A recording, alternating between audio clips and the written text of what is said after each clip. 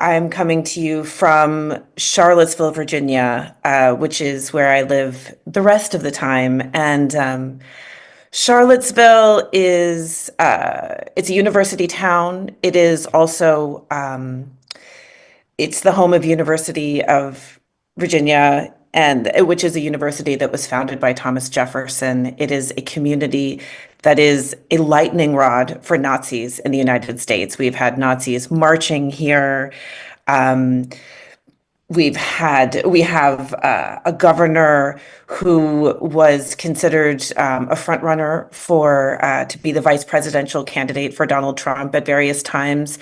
So we have a government very that some parts of the government is very happy to kind of implement what Trump would like to do. And so I want to get to that because that's the part about pushing back and how to do that effectively and how it actually is possible, at least with the mechanisms that we have. But I wanted to respond, again, I want to respond to everybody, but I was listening to Marian Kraske talking about the problem of Russian disinformation and how it really infected the ways that people in Germany saw the situation in Ukraine, in the buildup to the war, in the first years, and how that really impacted the response. And it just made me think so much about what happened in the United States as well. And I have this American friend who reports from Ukraine, and he sends out emails in his Substack. And he had asked recently, what have you learned since the beginning of this war, since the beginning of these attacks? Have you learned anything? And it made me think about the attack on Ukraine and when it began, and just kind of what people thought about it and what even I thought about it. At the time, I was a pretty typical American intellectual, somebody who's, I'm a member of all sorts of organizations for people who care about peace and justice, who study foreign policy, all of these kinds of topics. And the orientation of an intellectual like me is often, like very, very frequently, to be skeptical of US foreign policy, to think it is, our job is to keep an eye on the US and what it's doing. So, skeptical of our country's imperial ambitions, suspicious of our military industrial complex. We're the people who are going to complain when the US does something like send billions in military aid and then say, okay, well, here, country that has received our aid, you must spend it with our military contractors. And then, so we see all of these all of these issues, and that's what we generally spend time complaining about. The other thing is that in the recent period, maybe in the last decade or so, Americans have gotten more interested in issues of social supports, like the government should spend more money on things like childcare and instituting paid family leave, and things like that. And so you see the rise of Bernie Sanders as part of that. So what I'm saying is that to this really crucial group, when the United States started talking, when the US government started talking about the warning that Russia was going to attack Ukraine, it was really unbelievable. And many people called it, a Red Scare, as if Russia somehow stood up for values of socialism and social justice. And so, what the government was really trying to do was smash these ideas of socialism and social justice in the United States. It's now it's hard for me to believe that I really thought that way, or that so many intellectuals thought that way. But this, and I would not say that people who are academics in this field, people who study peace and justice, who study US foreign policy, I would say most people have, caught up. I certainly have, but it will take time for the larger population in the United States to really to really understand what is actually happening. And even last night, I was having a conversation where somebody said, look, we withdrew, the US, we withdrew in Vietnam finally.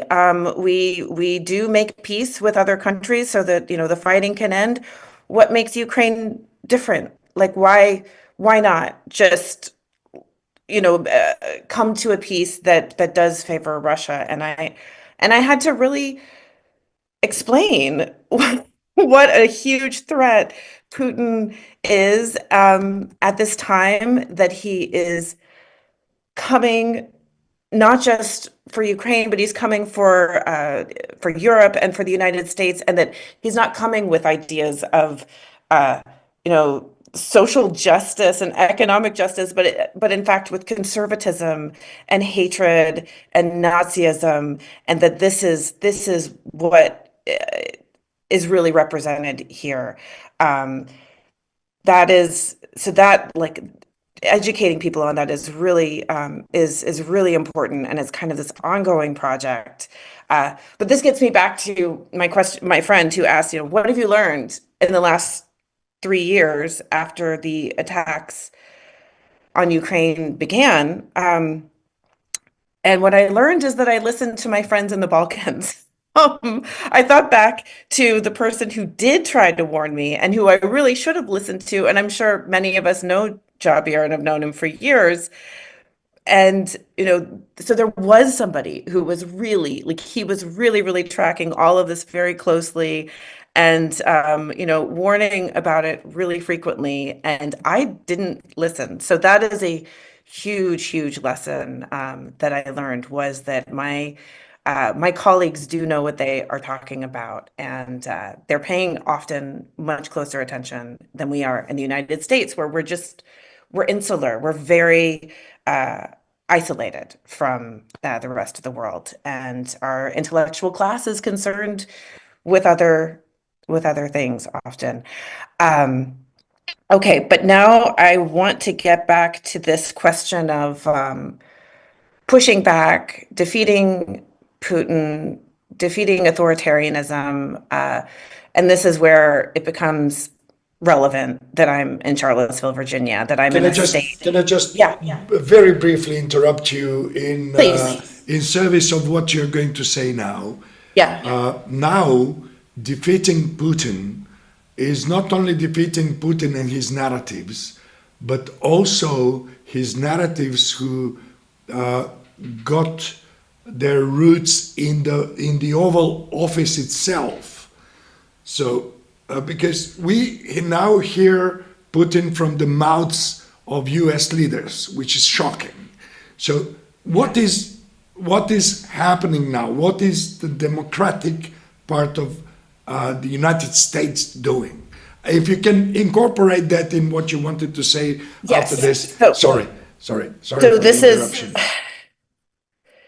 It is very hard to crack that. As I was saying, there are many intellectuals who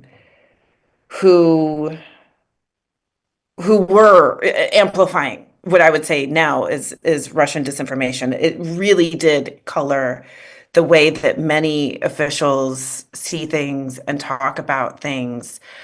And it is really disturbing to see Trump say things like Ukraine started the war. I mean, it's just absolutely crazy. And thank goodness there are people, even Mike Pence, his former vice president, pushes back and says, that is insane. That is not what happened. And there are a lot of people who push back. There are so many. But I think that, goodness, in terms of kind of the situation now, what I see in the United States, there are a lot of people who know that he is lying, that know he is in the, oh my gosh, I mean, just that he's very much under the influence of Putin, and that he's just like repeating what Putin says.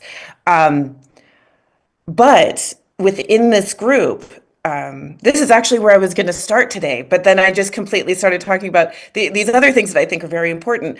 Um, what you see is people who know that he's doing horrible things, that he's repeating the lies of Putin.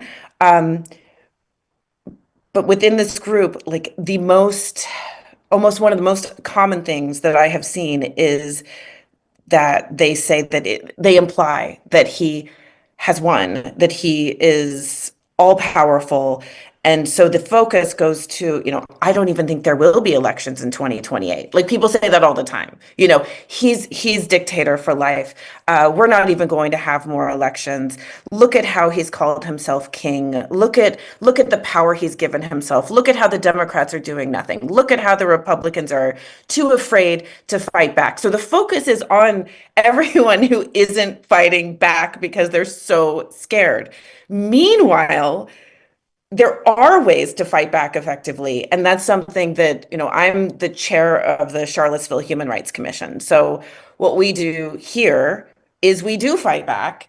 And we do, when our governor or our attorney general comes to implement Trump's executive orders, the thing that we do that is the most effective is tell them, hey, guess what? We are going to have elections. We're having elections this year in 2025 for the governor, for attorney general. This is going to happen.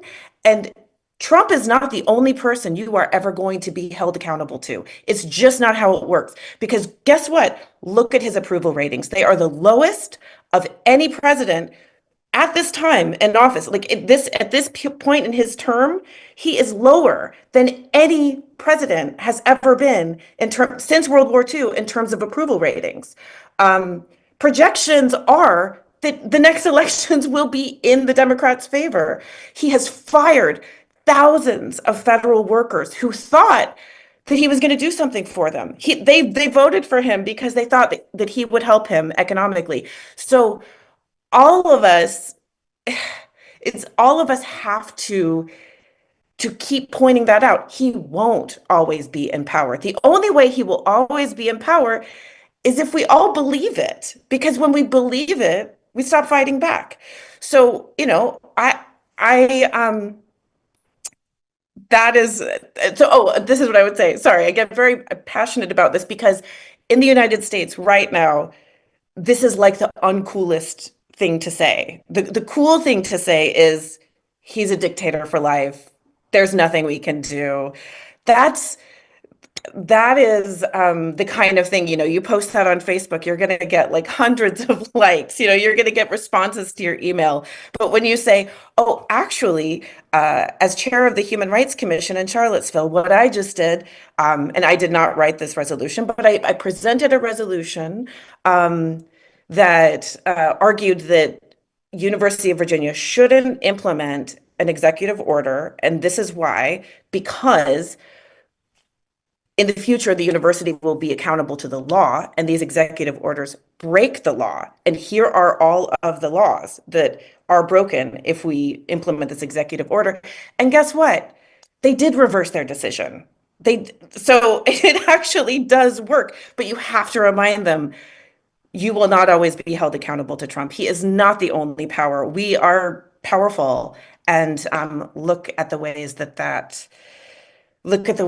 is possible. And so, this is something we talked about at the most recent conference, that we have to amplify every time we have a success.